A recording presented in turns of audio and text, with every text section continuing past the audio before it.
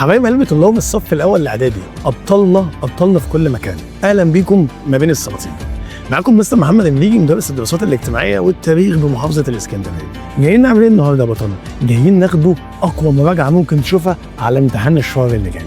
مستر احنا فين يا مستر؟ احنا في محافظه اسكندريه. اتحدد علينا الوحده الاولى اللي هم اول درسين. جايب لك بقى بطل بروشور، او جايب لك البوستر بتاعنا ده. البوستر ده باذن الله ذاكره وتوكل على الله وخش هات الامتحان في شوال، وخليك فاكر دايما مع السلاطين دايما احنا مقفلين. حبيب قلبي هنعمل ايه النهارده؟ هنشتغل مع بعض النهارده ان شاء الله مراجعه بطريقه الشرح والاسئله، هندمج الاثنين مع بعض. يعني ايه يا مستر؟ يعني احنا عايزين البروشور ده يبقى معاك، يبقى في ايدك. طب انا اجيبه منين يا مستر؟ يا اما تبعت لنا على رسائل الصفحه ونحاول ان احنا نبعته لك مطبوع وجاهز، يا اما سيادتك لما السكان العجمي هتروح عند الاستاذ محمد مفيد مكتبه ورقه وقلم تطلب منه البروشور، هيجي لحد عندك. يا رب تكون بخير ونبدا مع بعض. يلا بينا ونصلي على النبي عليه الصلاه والسلام. اول حاجه يا شباب هنبدا مع بعض. البروشور ده طبعا مجمع عباره عن صفحتين يا شباب، يعني ورقه وش وظهر، في تلخيص لكل كبيره وصغيره في الوحده الاولى. ان شاء الله باذن الله ناويين يا سلاطين نكمل المنهج بتاعنا كله بكل وحده ببروشور. يعني سيادتك هتيجي اخر الترم تلاقي عندك 4 بوسترات هتيجي تذاكرهم، تلاقي نفسك ان شاء الله امتحان اخر السنه جايبه في شوال برضه. تعال نبدا كده ونسمي الله عز وجل. متقسمه نظام الاعمده يا شباب. عمود ده مكتوب عليه صفحه 1، صفحه 2، صفحه 3، صفحه 4. هنبدا باول عمود عندنا ومراجعه على اول درس. نكبر لي سيادتك بقى علشان تخش معانا في الدرس. بص يا جميل، قال لك الدرس الاول عندنا والمراجعه الاولى بتاعتنا بيكلمني في ايه بقى يا مستر محمد؟ قال لك بيكلمك يا بطل الابطال على الدرس الاول بعنوان نمو وتوزيع السكان في قاره افريقيا. مستر انا شفت الفيديو اللي حضرتك منزله على القناه ببساطه نفهم دراسات اللي كان بيحكي الدرس. اقول لك برافو عليك. لو حابب تشوف الدرس تفصيليا شرح نقطه نقطه اطلع اجري على قناه ببساطه واتفرج عليه، والافضل انك بعد ما تتفرج تراجع معانا البروشور ده. هنبدا اول حاجه يا شباب بشويه معلومات كده بيجي يكلمنا عليها، والمعلومات دي تذكر ان. طبعا يا شباب كلمه تذكر ان عندنا دي بيجي يكلمنا عليها ابطال في اسئله صح وغلط، او اسئله اختيارات من بين متعدد، او اسئله اكمل. فلازم اكون عارف المعلومات دي وحافظها. يلا بينا. اول معلومه في مراجعتنا يا شباب هيجي يقول لك بلغ عدد سكان قاره افريقيا. اقول له ده انت قايل لي يا مستر عدد السكان 1.5 مليار نسمه، يبقى عدد سكان افريقيا 1.5 مليار نسمه. يا تيجي صح وغلط يا تيجي اختيار من بين متعدد. مستر ده العام كام؟ قال لك العام 2023، وهو يمثل حوالي خمس سكان العالم. خلي بالك من اللي انا ملونه لك عشان بيجي في الامتحان. انا نصحتك وانت براحتك. بطل. قال لك رقم 2، المعلومه الثانيه، تحتل قاره افريقيا المرتبه الكام من حيث عدد السكان؟ اقول له بتحتل المرتبه الثانيه عالميا. الله، افريقيا الثانيه؟ امال مين يا مستر محمد الاولى؟ اقول لك الاولى عندنا قاره اسيا. اللي انا كده طلعت معلومتين، ان افريقيا في المرتبه الثانيه من حيث عدد السكان، بينما اسيا هي المرتبه الاولى. طب يا مستر يتضاعف عدد السكان في قاره افريقيا؟ اقول لك بيتضاعف كل 3 عقود. يبقى تاني يتضاعف عدد السكان كل 3 عقود، وانا وانت اتفقنا في الشرح ان 3 عقود يعني 30 سنه. اصل يا مستر حضرتك قلت لي ان العقد بيساوي 10 سنوات. طب يا مستر يعني كل 30 سنه. الله ينور علينا. طب المعلومه يا مستر، المعلومه رقم 4، اقول له اكبر الدول الافريقيه من حيث عدد السكان، وده التقديرات عام 2023. انا كنت حافظهم زي ما حضرتك ما حافظهم لي. الاولى دوله اسمها نيجيريا، والثانيه دوله اسمها اثيوبيا. يبقى نيجيريا واثيوبيا دي رقم 1، اما دي رقم 2، اما 3 هتكون بلدنا مصر. وانت يا مستر كنت محفظهم لي وبتقول لي اولى الدول في السكان نيجيريا واثيوبيا ومعاهم مصر كمان. تعالوا تاني بطل. أولى الدول في السكان نيجيريا واثيوبيا ومعاهم مصر كمان. الله ينور علينا. هو ممكن يا مستر يقول لي صح وغلط، نيجيريا في المرتبه الثانيه؟ اقول لك ده اكيد هيقول لك صح وغلط، فلازم تحفظهم بالترتيب. طب تمام يا مستر. قبل بقى ما ناخدوا المعلومات دي تاني مراجعه سريعه. يلا بينا. بلغ عدد السكان، برافو عليك سامعك، 1.5 مليار نسمه يا مستر. طب العام سنه كام؟ 2023، هو يمثل خمس سكان العالم. مستر تحتل قاره افريقيا المرتبه الكام؟ هقول لك تحتل المرتبه الثانيه عالميا في السكان بعد قاره اسمها قاره اسيا. ممتاز. مستر يتضاعف عدد السكان في افريقيا كل 3 عقود يا بطل الابطال، يعني كل 30 سنه. اوعى تنسى. مستر اكبر الدول الافريقيه في السكان لعام 2023، اقول لك فاكر؟ اقول له اكبر دول افريقيا في السكان نيجيريا واثيوبيا ومعاهم مصر كمان. الله ينور عليك يا جميل. طب يا مستر انا عندي سؤال بقى، بما تفسر النمو السكاني في قاره افريقيا، هو النمو ده بيرجع ليه يا مستر محمد؟ قال لك والله النمو ده بيرجع لحاجتين، حاجه اسمها الزياده الطبيعيه وحاجه اسمها الزياده الغير طبيعيه اللي انا وانت هنحفظها باسم الهجره، ودي اتكلمنا فيها. زياده طبيعيه هي الفرق بين عدد المواليد والوفيات، بينما الزياده عن طريق الهجرة هي انتقال الأفراد من مكان إلى آخر بغرض العمل أو الإقامة. طب يا مستر بيجي يقول لي إحنا عايزين بقى نعرف معدل الزيادة الطبيعية في قارة أفريقيا. بص بقى يا سيدي، لو هنتكلم على الفقرة بتاعت معدل الزيادة الطبيعية فهو الراجل قال لك إن أعلى دول أفريقيا من حيث المواليد اللي بتخلف لي كتير دولة اسمها نيجيريا، ونيجيريا الأولى عالميا وإفريقيا. يعني ما يجيش يقول لي صح وغلط، انا اسف النيجر، ما يجيش يقول لي صح وغلط النيجر الاولى على مستوى العالم مواليد، انا اقول له غلط افريقيا، اقول لك لا يا جميل ده هي الاولى عالميا وهي الاولى افريقيا. طب يا مستر كده انا عرفت معدل المواليد، قول لي بقى اعلى دول قاره افريقيا في معدل الوفيات، اصل المواليد حاجه والوفيات حاجه. اقول لك اعلى الدول وفيات نيجيريا وتشاد وليسوتو، اللي هي ليسيتو اللي احنا بنسميها ليس تو عشان نسهل كتابتها ابطال، يبقى ليس وتو. يبقى نعيد الحته دي مع بعض، يلا بينا. مستر اعلى دول قاره افريقيا، هقول لك في المواليد النيجر اولى عالميا اولى افريقيا. اما اعلى الدول في الوفيات ده انا وانت عارفينها بقى، اعلى الدول وفيات نيجيريا وتشاد وليسوتو. عظمه يا جميل، الله اكبر عليك. طب يا مستر جه سالني بقى وقال لي اعلى دول افريقيا من حيث معدل الزياده الطبيعيه، اقول لك هنا هنتكلم عن الصومال ونتكلم عن النيجر. اوعى تتلخبط بقى، البروشور او البوستر مبين لك كل حاجه قدامك. بص عايزك تبقى ولد شاطر كده وتقعد تقول مين اللي ظهر عندي الاول. اقول لك اللي ظهر عندي الاول اعلى دول افريقيا من حيث السكان اللي هم نيجيريا اثيوبيا ومعاهم مصر كمان. وعايزك تبقى اشطر وتقول لي ان الزياده الطبيعيه بترجع الى زياده، او ان النمو السكاني يرجع للزياده الطبيعيه والهجره اللي هي الزياده الغير طبيعيه. طب يا مستر معدل الزياده الطبيعيه، بص لو هتتكلم عن مواليد فاعرف ان اعلى دوله مواليد النيجر عالميا وافريقيا. لو هتتكلم عن الوفيات فانا وانت حافظينها كده، اعلى الدول وفيات نيجيريا وتشاد وليسوتو. عظمه يا جميل. امال مين اعلى الدول بقى من حيث الزياده الطبيعيه كلها؟ قال لي الصومال ثم النيجر. طب يا مستر في فقره بيقول لي ان تؤثر الهجرة الخارجية، تؤثر يا شباب، تؤثر الهجرة الخارجية في نمو وتوزيع السكان في أفريقيا. أقول له وتنقسم إلى نوعين رئيسيين. لو هنتكلم على الهجرة الخارجية فأنت عندك الهجرة أصلا نوعين، يا إما هجرة وافدة يعني ناس هتسيب قارتهم وتيجي عندنا، يا إما هجرة نازحة أو مغادرة يعني هتسيب أفريقيا وتروح عند ناس تانيين. طب نمشي خطوة خطوة يا مستر محمد، قول لي بقى الهجرة الوافدة دي. قال لي بص الهجرة الوافدة إن أنت بتمشي أو الهجرة الخارجة من أفريقيا إلى دول أخرى، وأكتر الدول دي اللي بتيجي اللي بنروح إليها دول الخليج، دول مثلا أمريكا الشمالية، دول أوروبا. والهجرة الوافدة اللي بتجيلي دي هجرة بتجيلي على جنوب أفريقيا عشان دي أعلى دولة. بص هو كاتب لك إيه بقى؟ قال لك الهجرة الوافدة يعني القادمة. مالها بقى الهجرة الوافدة دي؟ قال لي تعد دولة جنوب أفريقيا أولى الدول الإفريقية جذبا للمهاجرين. أوعى تنسى بقى جنوب أفريقيا بتجذب المهاجرين. أما بقى الهجرة المغادرة أقول له خاصة إلى أوروبا أو أمريكا الشمالية أو دولنا في الخليج العربي عشان بتوفر فرص للعمل. طب يا مستر أنا عايزك تاخد بالك من حاجة، لأ خد بالك إن تختلف الكثافة السكانية من قارة في أفريقيا من دولة لأخرى.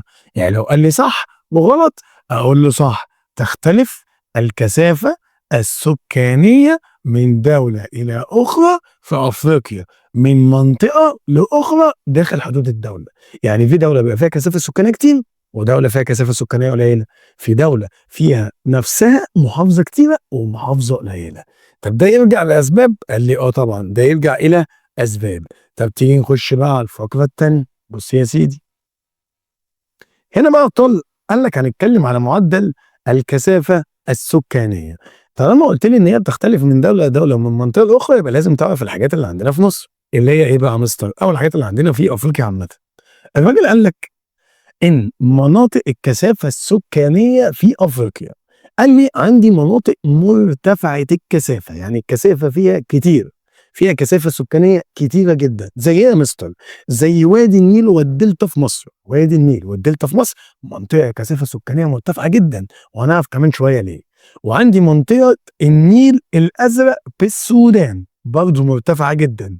وعندي السواحل الشماليه الغربيه والجنوبيه الشرقيه للقاره، وانا وانت كنا حافظينهم: الكثافه المرتفعه وادي النيل والدلتا في مصر، نيل الازرق في السودان، والجهاد السواحل الشماليه الغربيه والجنوبيه الشرقيه. الله ينور علينا. طب يا مستر، هم دول مناطق كثافه مالهم؟ اقول له مرتفعه. هي افريقيا ما فيهاش مناطق كثافه متوسطه؟ اقول لك لا فيها. امال ايه بقى مناطق الكثافه المتوسطه في افريقيا يا مستر؟ قال لي المتوسطه في افريقيا مناطق استخراج المعادن ومصادر الطاقه الاحفوريه. وكلمه مصادر طاقه احفوريه يا شباب يعني 3 اقسام: يعني فحم، يعني بترول، يعني غاز. المناطق دي بيسكن فيها عملاء، فبتبقى مناطق كثافه متوسطه.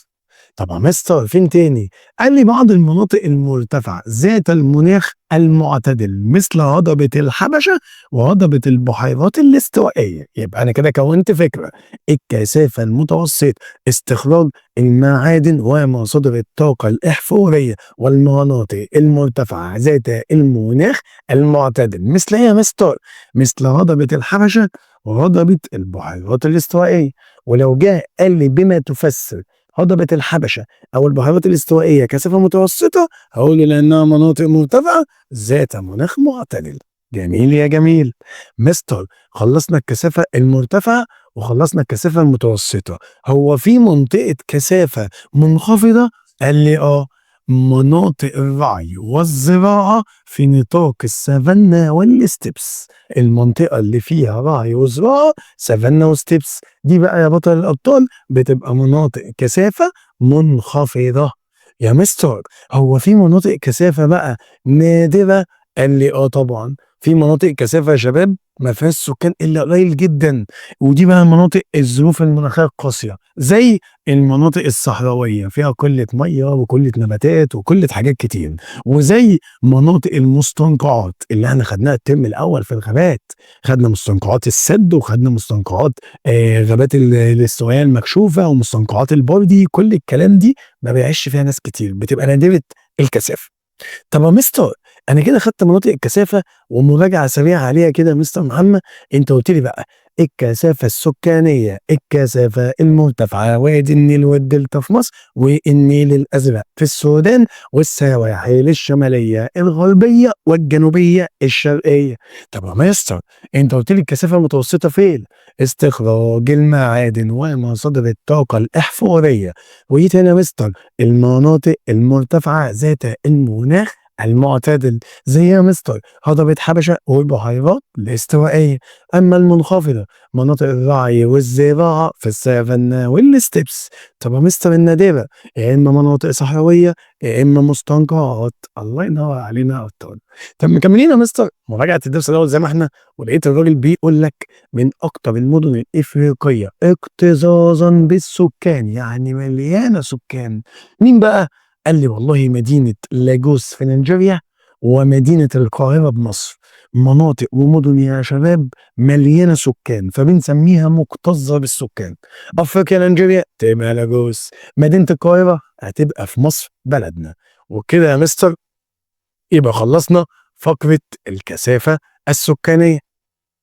طب يلا بينا يا مستر بقى نخش على رقم 3، ونخش على ايه بقى يا ابطال؟ على محاولات الدول الافريقيه لحل مشكلتها السكانيه.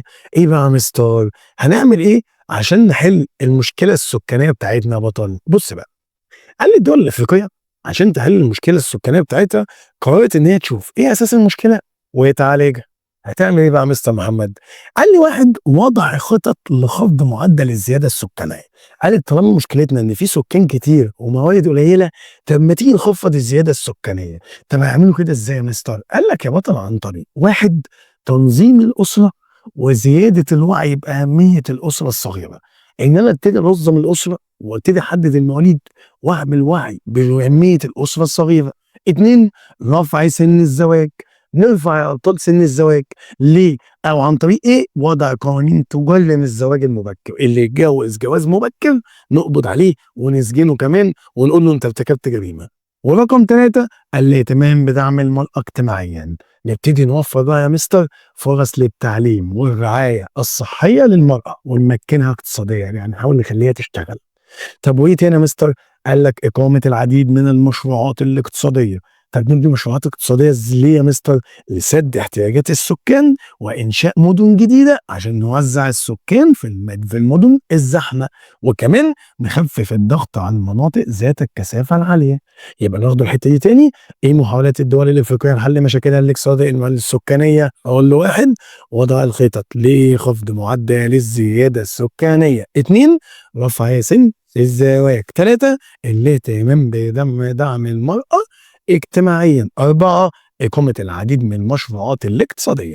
لو قال لك دلل هي ازاي دول افريقيا هتبدا ان هي تحط خطط لخفض معدلات الزياده السكانيه، هتقول لي ده عن طريق تنظيم الاسره وزياده الوعي باهميه الاسره الصغيره، او هتقول لي رفع سن الزواج ازاي؟ عن طريق وضع قوانين تجرم الزواج المبكر. ولو قال لك الاهتمام بدعم المرأة اجتماعيا، هتقول لي بتوفير فرص تعليم ورعاية عن صحية وتمكينها اقتصاديا. طب ازاي هنعمل إقامة مشروعات اقتصادية؟ أقول له لسد حاجة السكان وإنشاء مدن جديدة عشان نعيد توزيع السكان في المدن الزحمة، عشان نخفض الضغط عن مناطق ذات الكثافة العالية. طب يا مستر، في تعريف بيقول لي عرف أهمية الهجرة الغير شرعية، أو عرف الهجرة الغير شرعية. أنا آسف، أقول لك الهجرة الغير شرعية يا شباب تعريفها علينا مهم جدا، وهو انتقال الأفراد بين الدول بصورة أو طرق غير قانونية. يبتدوا يهاجروا بطريقة غير قانونية، يعني مش مطار ومش ميناء، ده هيهاجروا عن طريق المراكب اللي هي هربانة أصلا من البحر، سواء عبر الدخول إليها، أو سواء الهجرة غير الدولة ما دون تصريح. يعني ايه يا مستر اللي انت قلته ده؟ يعني انت عايز تقول لي ان هي انتقال الافراد بين الدول بطريقه غير قانونيه، سواء عبر الدخول الى الهجره غير الدوله او الى الدوله ما دون تصريح، او تجاوز مده الاقامه القانونيه. اشطب دي يا بطل عشان زيت. ممكن اخش الدوله بطريقه قانونيه وبس، اما مشيش في المده المحدده لي، وممكن ان انا اخشها اصلا بطريقه غير شرعيه. طب يا مستر، انت كده اعطيتني شرح بسيط على اساسيات الدرس الاول. ممكن بقى تقول لي اساليب بما تفسر بتيجي ازاي واجابتها ايه؟ تعالى ناخده اهم افكار بما تفسر في الدرس كله. بص يا سيدي، الراجل قال لك ايه بقى؟ الراجل قال لك بما تفسر اهميه دراسه بيانات واحصاءات السكان. السكان اساس عمليه التنميه، السكان محور التنميه. لازم يا ابطال اكون عارف عددهم وتوزيعهم، واعرف كبار السن قد ايه والصغار السن قد ايه، واعرف كمان سن العمل قد ايه. طب انت ليه عايز تدرس البيانات والاحصاءات دي؟ اقول لك بمنتهى البساطه، لانها تساهم في فهم التطورات السكانيه من حيث النمو والتوزيع السكاني، مما يساعد على وضع خطط تنمويه مناسبه. يبقى أهمية دراسة البيانات والإحصاءات السكانية تسهم في فهم التطورات السكانية من حيث النمو والتوزيع، مما يساعد على وضع خطط تنموية مناسبة تلبي احتياجات المجتمع بقى. يعني مثلا عشان تبقى فاهم السؤال ده يا بطل، لو أنا درست منطقة ولتكن منطقة العجمي منطقتنا، ولقيت إن فيها فئة صغار السن كتيرة جدا، يبقى أنا كده محتاج أبني مدرسة ولا أبني مثلا جامعة؟ اقول لك لا، الاطفال الصغيرين كتير، يبقى ابني مدارس ابتدائيه. طب انا بص درست يا مستر لقيت ان فئه سن العمل كبيره، هل محتاج ابني حضانات ولا محتاج ابني مصانع واوفر فرص عمل؟ لا، يبقى ابني مصانع واوفر فرص عمل. فهمت يا بطل؟ الله ينور عليك. طب تاني سؤال يا مستر بيقول لي بما تفسر بلغ معدل المواليد في قاره افريقيا ضعف المعدل العالمي تقريبا عام 2023. ليه معدل المواليد عندنا كتير قوي؟ اقول له بسبب 3 حاجات. اولا، الزواج المبكر، الناس اللي بيتجوزوا بدري بيخلفوا كتير. ثانيا، قصرية الإنجاب، ما هو لسه متجوز بدري فهيخلف كتير. ثالثا، ضعف برامج تنظيم الأسرة، البرنامج اللي بيعرفني ازاي انظم أسرتي أصلا بيني وبينك البرنامج ده ضعيف جدا، فما بيفيدش القارة الإفريقية في حاجة. طب ومستر بما تفسر سجلت كل من دولة نيجيريا ودولة تشاد وليسوتو في افريقيا أعلى معدلات للوفيات. هي ليه الدول دي يا مستر عندها أعلى معدل وفيات في العالم؟ أقول لك بص، أكيد في أسباب. أول سبب تفشي الأمراض المستوطنة. هو يعني إيه الأمراض المستوطنة يا مستر؟ ويعني إيه تفشي دي؟ قال لك تفشي يعني انتشار. عايز يقول لك إن في انتشار للأمراض المستوطنة اللي هي الأمراض المزمنة. يعني إيه يا مستر؟ يعني الناس دي عندها أمراض على طول موجودة معاها. وارتفاع وفيات الأطفال والأمهات. الأطفال بيموتوا بنسبة كبيرة جدًا، وكمان الأمهات بيموتوا بنسبة كبيرة زيهم. طب يا مستر نخش على الفكرة التالتة، بما تفسر يعني ليه؟ سجّلت كل من دولة أو لأ س 3 أهو، انخفض معدل الزيادة الطبيعية. عايز يقول لك إن معدل الزيادة الطبيعية انخفض في قارة أفريقيا في الفترة ما بين 1970 و2023. أقول لك بُص بقى، انخفضت الزيادة الطبيعية بسبب اهتمام الدول الإفريقية والمنظمات الدولية بواخد ضبط النمو السكاني. ابتدوا يركزوا على النمو والمواليد ويحاولوا يظبطوه. 2 تطوير النظم الصحية. ابتدينا نطور الاهتمام بالصحة ورعاية المرأة والطفل. 3 الاهتمام بصحة الأم والطفل. 3 أسباب هيخفضوا معدل الزيادة الطبيعية. ولسه أبطال مكملين مع بعض. نكمل على أفكار بما تفسر. قال لك بما تفسر وجود هجرة خارجية من قارة أفريقيا إلى القارات الأخرى. هو ليه يا مستر سكان أفريقيا دول بيهاجروا إلى القارات الأخرى؟ أكيد في سبب. إيه السبب بقى يا مستر؟ قال لي 1 البحث عن فرص عمل أفضل وتحسين مستوى المعيشة. هندور على فرص عمل أفضل ونحسن مستوى المعيشة. 2 البحث عن فرص تعليمية أفضل. أنا ممكن أهاجر عشان ألاقي شغل يجيب لي فلوس ياما فارفع مستوى معيشتي، وممكن اهاجر عشان الاقي فرصه تعليم افضل في جامعه دوليه جامعه عالميه. وكمان يا مستر في دول عندها عدم استقرار سياسي وحروب زي اخواتنا في السودان وزي اخواتنا في سوريا وزي اخواتنا في كذا دوله. اخواتنا دول مش قادرين يروحوا يتعلموا فبالتالي بيسيبوا بلدهم ويخرجوا بره ويخرجوا يا شباب بره. طب يا مستر مكملين. لو قال لي بما تفسر تركز السكان في وادي النيل والدلتا بمصر. أو بما تفسر تعد منطقة النيل الأزرق في السودان من المناطق ذات الكثافة السكانية المرتفعة. أقول له بسبب وفرة مياه عذبة وكمان التربة الخصبة. الله ينور عليك يا جميل. طب لو قال الامتحان بما تفسر ارتفاع الكثافة السكانية في السواحل الشمالية الغربية والجنوبية الشرقية بأفريقيا. يبقى لو سألني وقال لي ليه في كثافة مرتفعة في هذه السواحل، أقول له بسبب اعتدال المناخ، وفرة المياه العذبة، وكمان التربة الخصبة.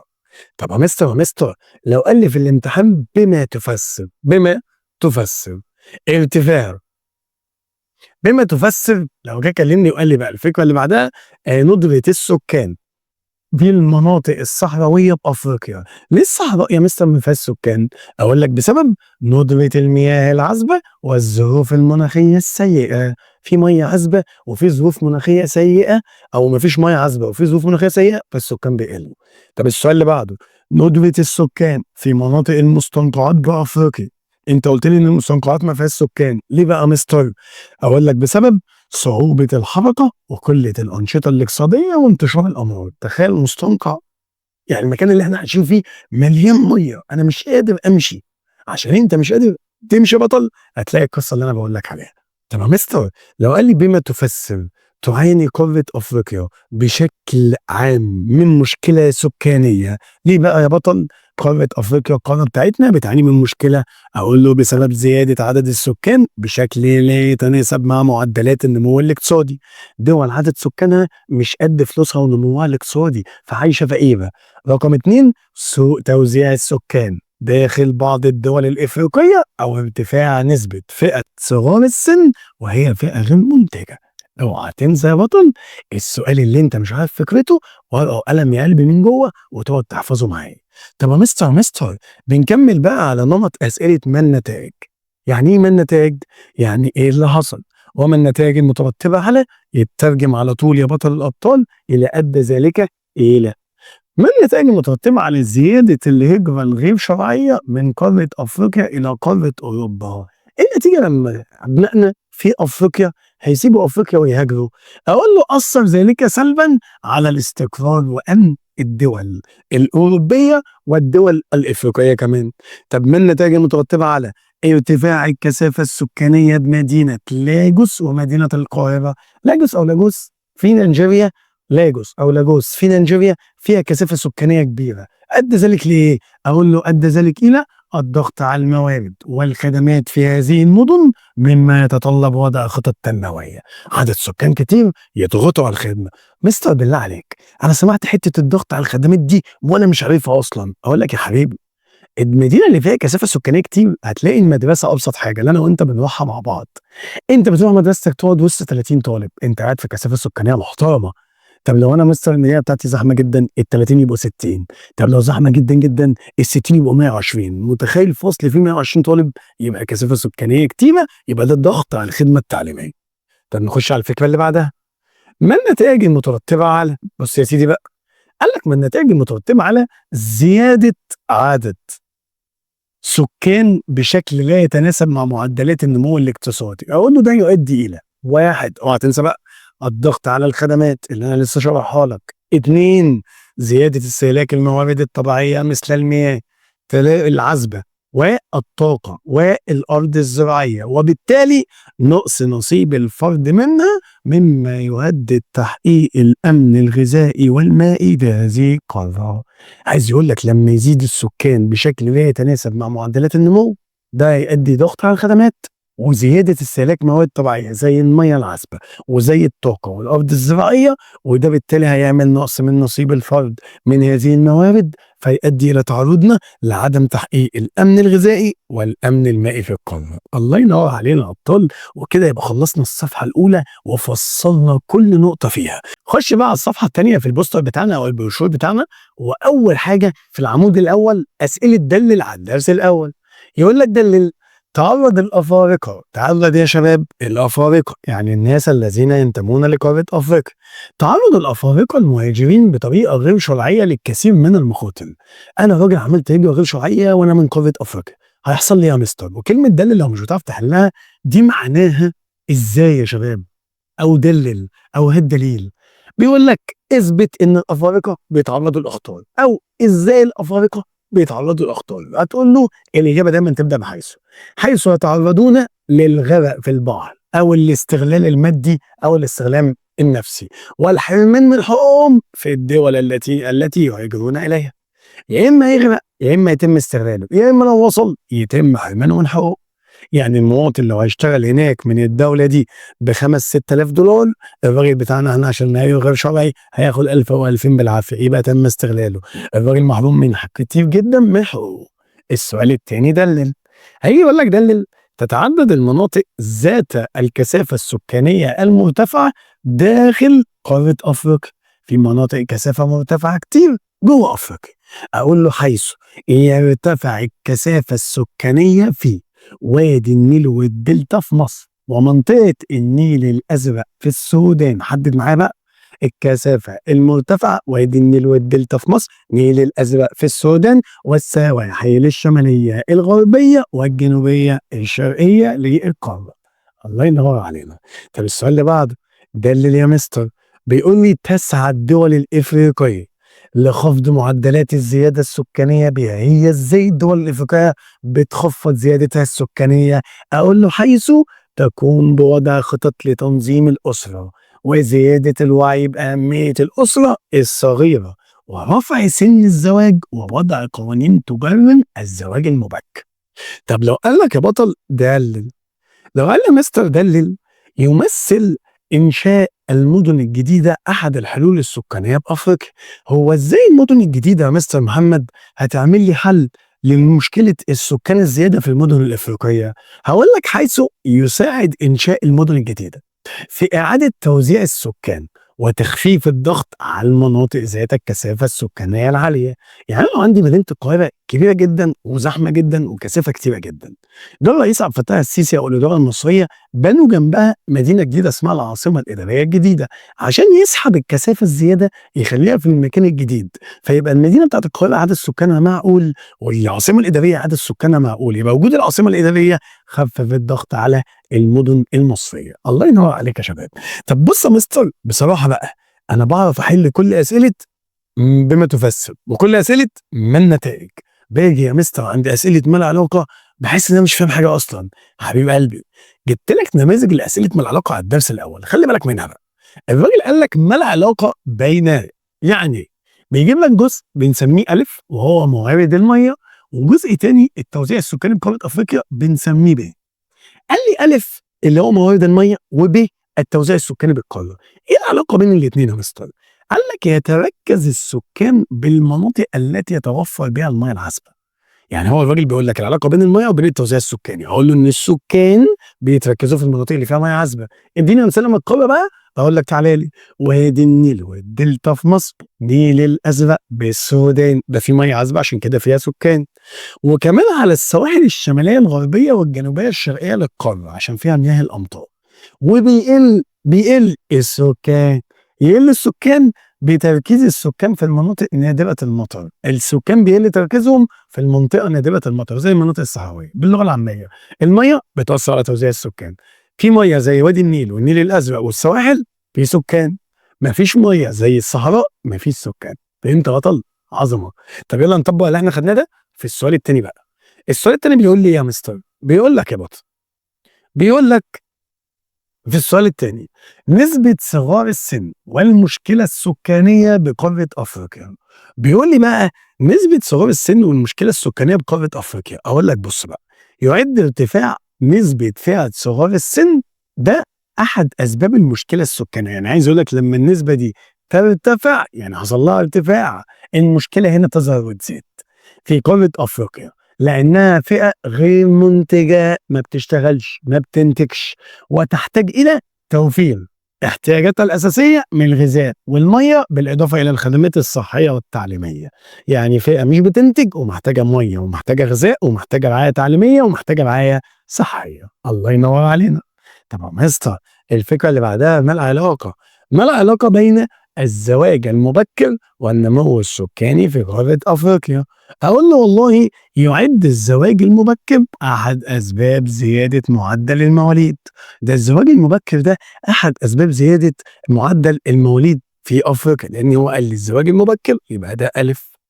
وب النمو السكاني، هقول له إن الزواج المبكر أحد أسباب زيادة معدل المواليد الذي يؤدي إلى ارتفاع نسبة الزيادة الطبيعية، وبالتالي حدوث نمو سكاني في أفريقيا. شفت اللفة؟ هي دي يا سيد ما العلاقة، إن أنا أربط أ بب. الله ينور عليك يا بطل. طب السؤال اللي بعده ما العلاقة؟ ما العلاقة يا مستر بين الحروب وبين النمو السكاني؟ أقول له تعد الحروب من أسباب هجرة السكان بأفريقيا والتي تؤثر في النمو السكاني للقارة. لما تحصل حرب الناس بيبتدوا يهاجروا، وده بيأثر في النمو السكاني يا بطل الأبطال يا وحش الوحوش. طب يا مستر نكمل على آخر سؤال، ما العلاقة عندنا؟ ما العلاقة بين المناخ وتوزيع السكان في أفريقيا؟ هل المناخ وتوزيع السكان ليهم تأثير؟ قال لي خد بالك إن المناخ ده أ، تعال نكتبه باللازم. المناخ ده أ وتوزيع السكان ده هيكون ب.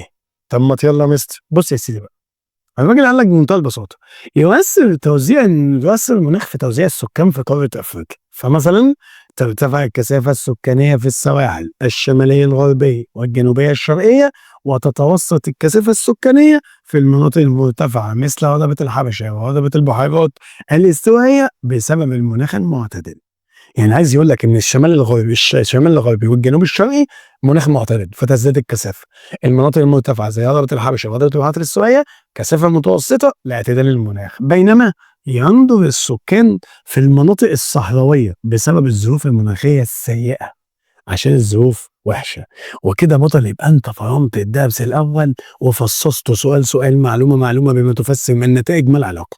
نخش بقى يا مستر على الدرس الثاني اللي هو اسمه خصائص سكان افريقيا. اقول له يا شباب خصائص سكان قاره افريقيا. نبدا مع بعض بالفقره اللي انا وانت بنحبها وهي تذكر ان. تذكر ان دي يعني صح وغلط، يعني اختيارات بين متعدد، يعني اكمل العبارات الاتيه.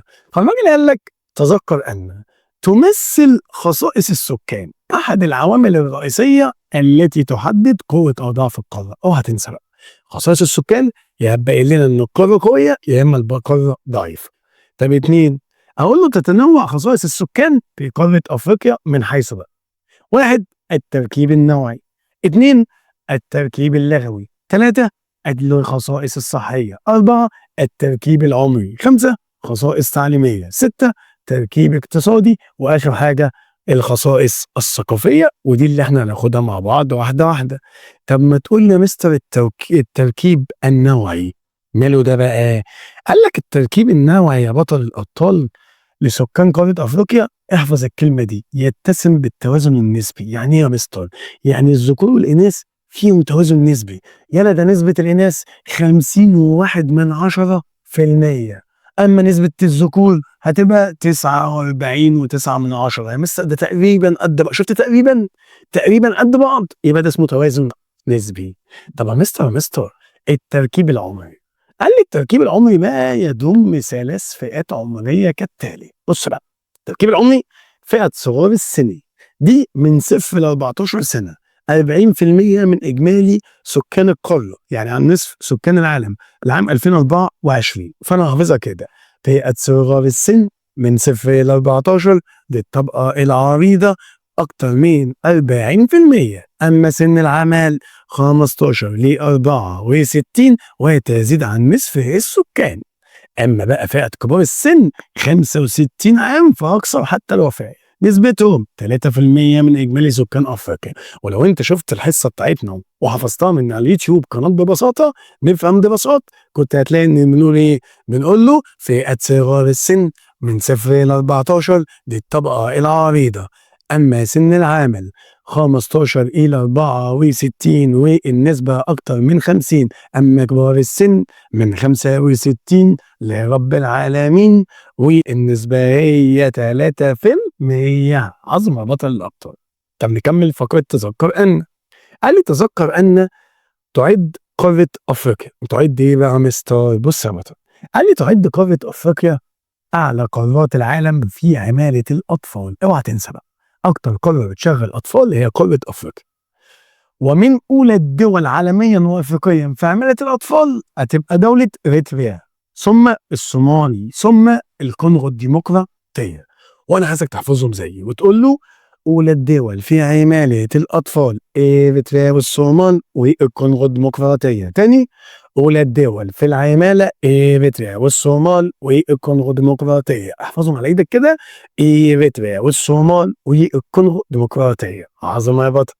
طب يا مستر انا في فقره اسمها اللغات، انا بصراحه بقى مش عارف مين بينتشر فين ومين رايح فين ومين جاي منين.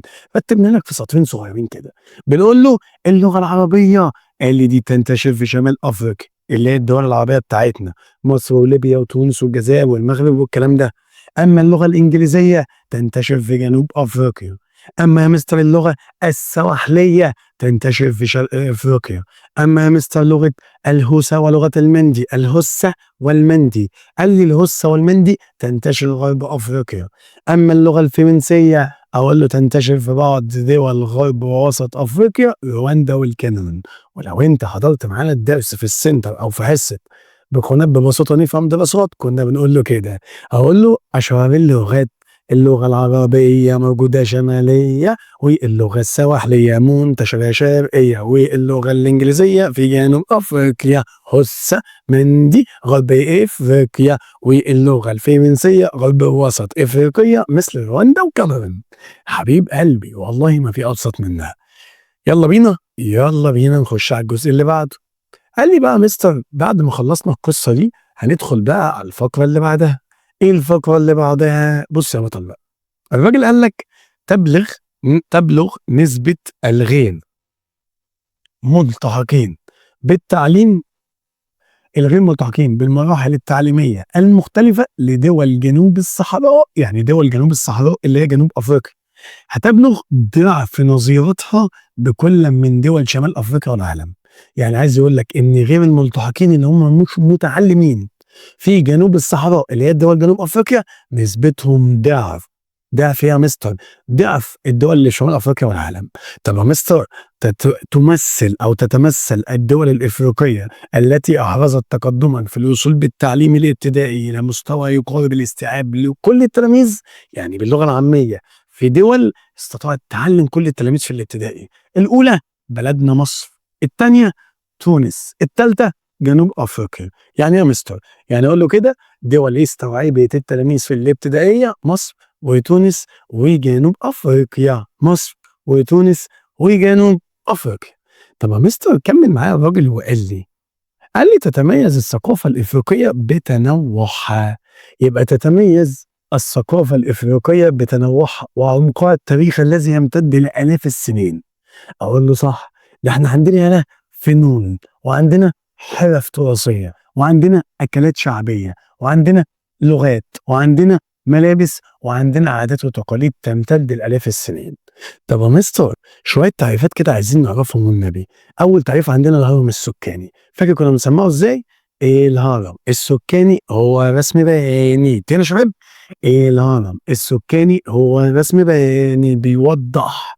يبقى الهرم السكاني ده رسم بياني بيوضح توزيع السكان حسب النوع أي الذكور والإناث التركيب النوعي، وحسب الفئات العمرية أي التركيب العمري. تيجي بقى نحفظه زي ما كنا عارفينه أو نسمعه زي ما كنا حافظينه.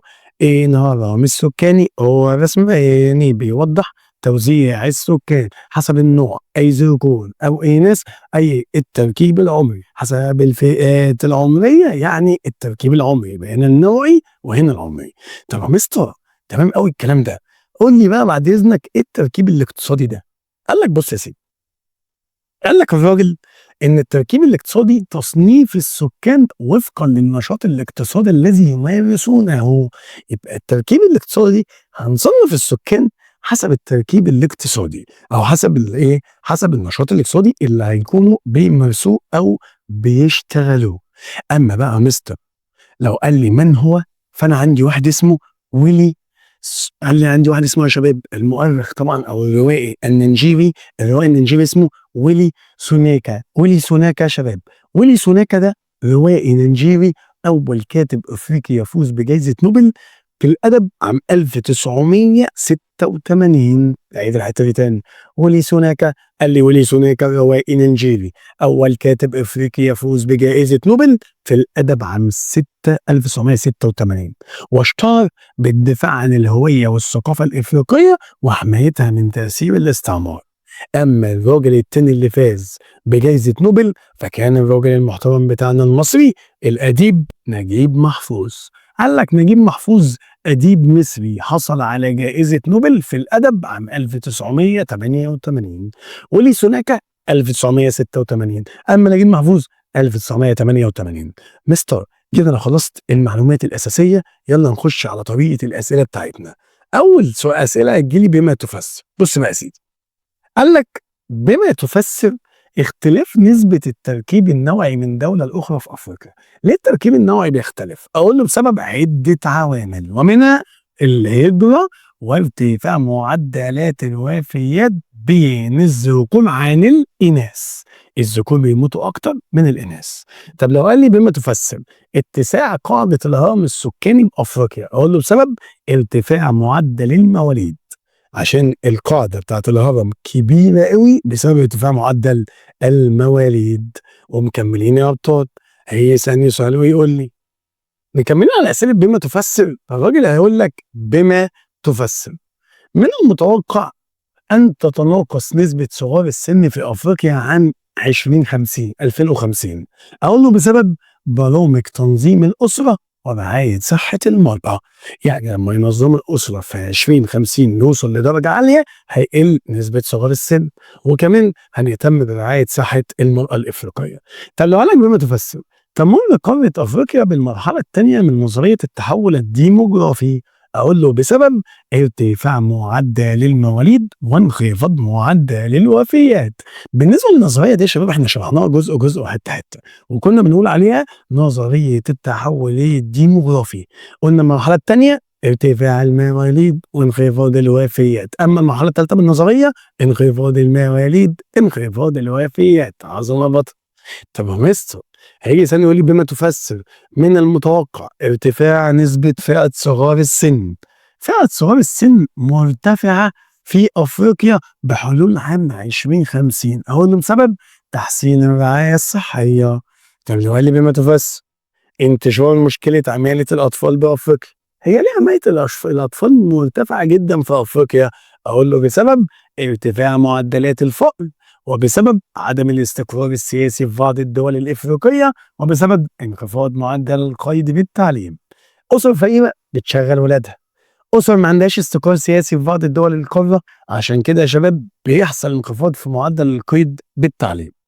طب يا مستر، لو قال لي في الامتحان بما تفسر انتشار اللغة العربية في شمال قارة أفريقيا، أقول له بسبب هجرة القبائل العربية وانتشار الإسلام في القارة. القبائل العربية لما هجرت نشرت اللغة، القبائل العربية أو الإسلام لما انتشر نشر اللغة لأن القرآن باللغة العربية. طب لو قال لك بما تفسر تعاني قارة أفريقيا من انتشار بعض الأمراض بسبب انخفاض مستوى الخدمة الصحية بالقارة، ما عندهاش خدمة صحية. طب بما تفسر حصول الأديب المصري نجيب محفوظ، الأديب المصري بتاعنا يا شباب نجيب محفوظ حصل على جائزة نوبل في الأدب عام 1988، أقول له بسبب أعمال التي تناولت القضايا الاجتماعية المصرية في القرن العشرين الميلادي. الراجل ده عمل أعمال ناقشت القضايا الاجتماعية المصرية، فعشان كده خد جائزة نوبل. طب لو قال لي بقى نمط الأسئلة اللي جاية أسئلة دلل. دلل تمتلك يا أبطال قارة أفريقيا قوة عاملة يمكن أن تكون محركا للنمو الاقتصادي. الإجابة أقول له حيث تزيد فئة سن العمل بأفريقيا عن نصف سكان القارة، والتي يمكن استثمارها في نمو اقتصاد أو نمو الاقتصاد في أفريقيا. عندي أكتر من نص السكان فئة سن العمل، ما أنا أستغل ده وأعمل نمو اقتصادي حقيقي. تدلل تواجه فئة سن العمل العديد من التحديات بقارة أفريقيا، أقول له حيث تتمثل في مشكلة الصحة والتعليم وقلة فرص العمل.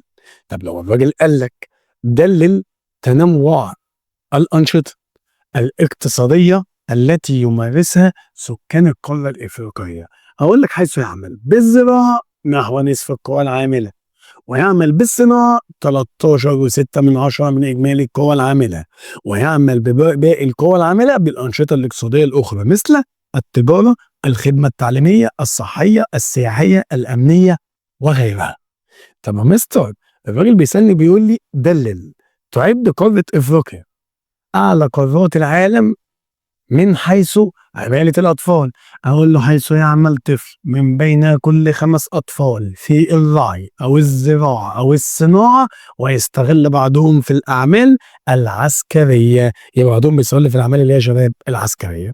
وكده بطل يبقى احنا رجعنا على منهج الشعر بتاعنا عشان نبقى واقفين على أرض صلبة ونخش نجيب الامتحان في شوية. وخليك دايما فاكر ورفع الشعار السلاطين دايما مقفلين. كان معاكم مستر محمد المليجي، مدرس الدراسات الاجتماعية والتاريخ بمحافظة الإسكندرية.